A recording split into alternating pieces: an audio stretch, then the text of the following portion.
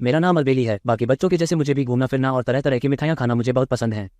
खासकर लड्डू तो मेरे पसंदीदा हैं, और जब वो टुनटुन मौसी के हाथ के बने हो तब तो उसका स्वाद और भी बढ़ जाता है। अरे हाँ, मैं तो बताना ही भूल गई, टुनटुन मौसी मेरी माँ की बड़ी बहन है और वे ढोलकपुर में रहती हैं अपनी बेटी चुटकी के साथ।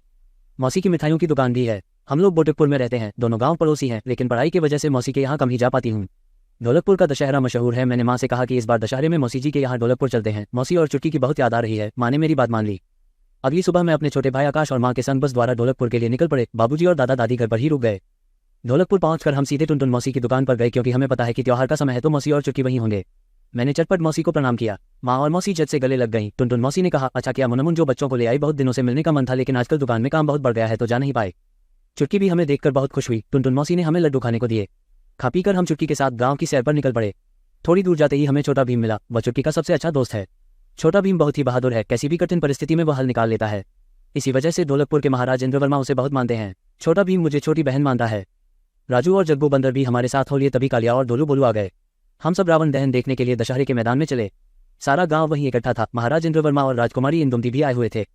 हमने महाराज का आशीर्वाद लिया। महाराज ने छोटा भीम से रावण दहन करने का अनुरोध किया। मैदान में रावण का एक बड़ा सा पुतला बनाया गया था। भीम ने एक जलते हुए तीर से रावण के पुतले को निशाना बनाया। देखते ही देखते पुतला जलने लगा। तभी मैंने देखा मेरा छोटा भाई आकाश मेरे पास नहीं है। मैंने उसे इधर उधर ढूंढना शुरू कर दिया, लेकिन वह मुझे दिखाई ही नहीं दे रहा था। मैंने चुटकी, राजू, भीम सबसे पूछा, लेकिन वह किसी को भी नहीं मिल रहा था। तभी मेरी नजर रावण के पुतले की ओर गई। आकाश उस जलते हुए पुतले के ठीक नीचे खड़ा था। मैंने घबराहट में रोना शुरू कर दिया। ठीक उसी समय छोटा भीम बिना किसी परवाह के आग के पास चला गया और बिजली की फुर्ती से उसने आकाश को गोद में उठा लिया।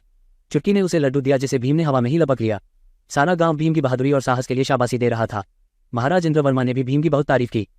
तभी सामने से माँ और टुनटुन मौसी आती हुई दिखी। माँ ने आकाश को झट से गले से लगा लिया और भीम को बहुत सारा धन्यवाद और आशीर्वाद दिया।